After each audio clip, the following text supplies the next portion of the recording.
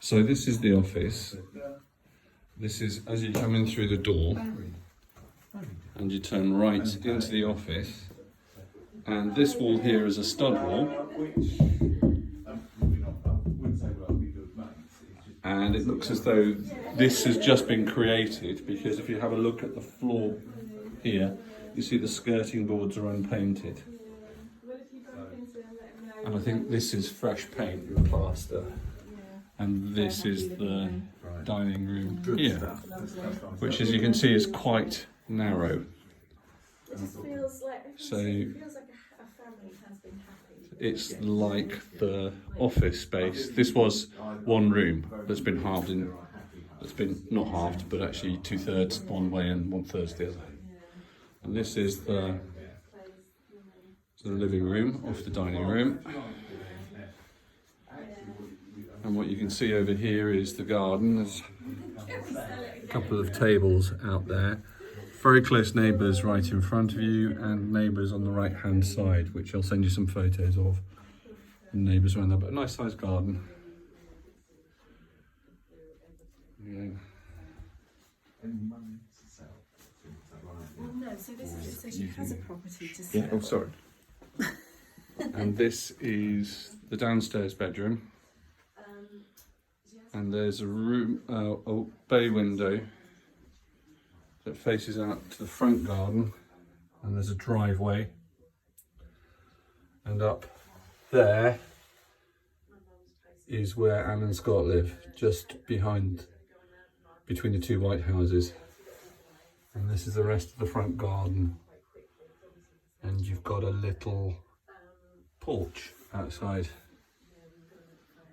And this is the downstairs bedroom. And this is a window that looks out over the driveway towards the next door neighbours and to the garage door here. The garage has the boiler in it. And this is the ensuite, which looks very, it could do with a clean and a lick of paint, but apart from that, it does look very, very fresh and hardly used. So you've got a very big shower here. Sorry, I can't get a wide angle of it really. And fancy pants, rocker and sauna stuff, whatever that means.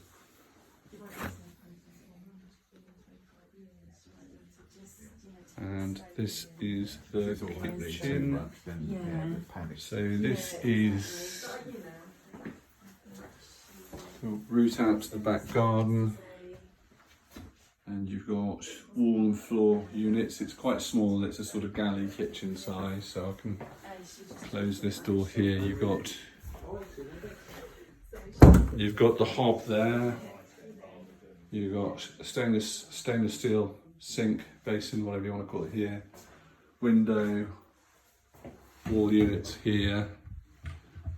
Corkscrew. Wine rack.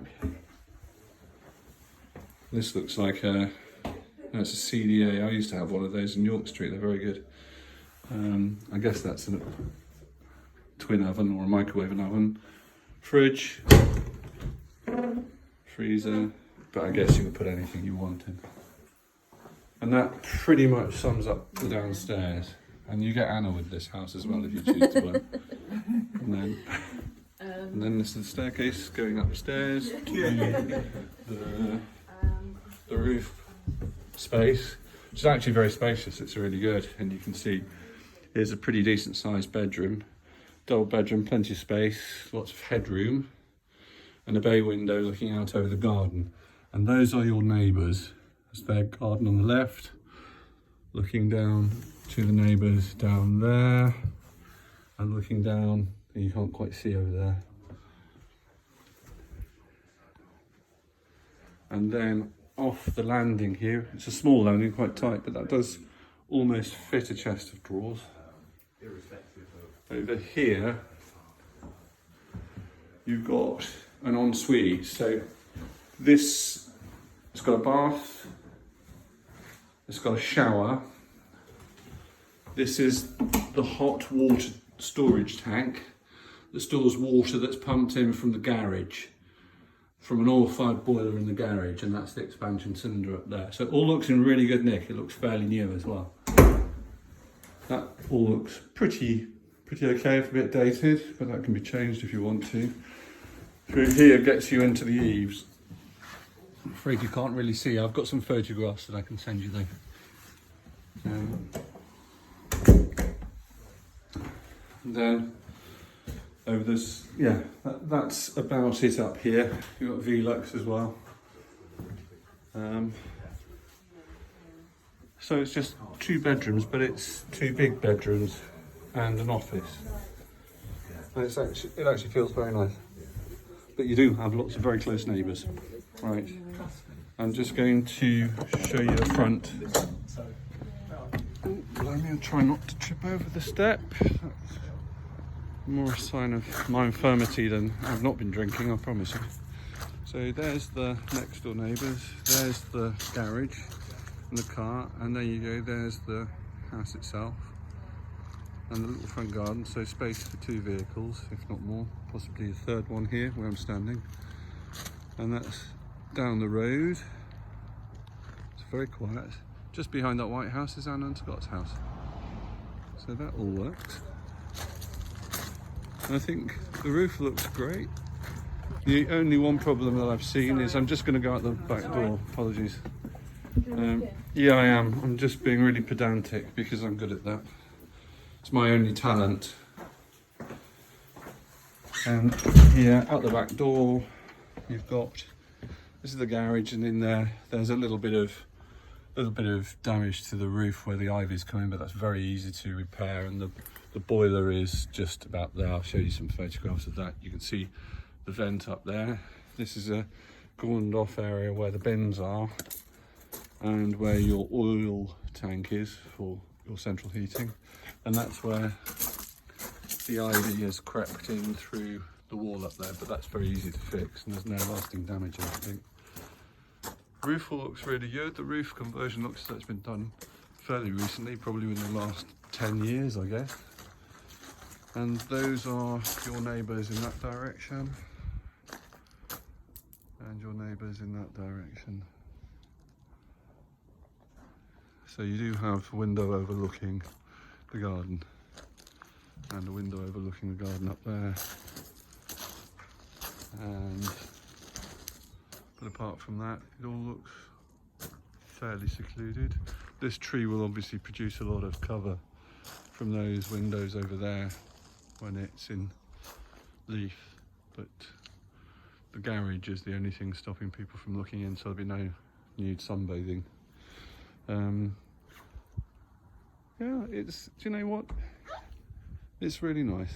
It's a really nice little house, and it looks, more to the point, it looks as though it's in good nick. You just have to satisfy yourself that you want to live here. No sign really of any damp. Looking around, there are some marks you can see there at the bottom here. You can see a little bit of efflorescence. What you can see here is where it's damp, and the damp proof course is working pretty well. And this line here, that's not damp, that's got some efflorescence, and that is damp. That's the floor level in there. You can see it comes across here, so that floor is pretty good, I would say. I can't see any sign of damp inside.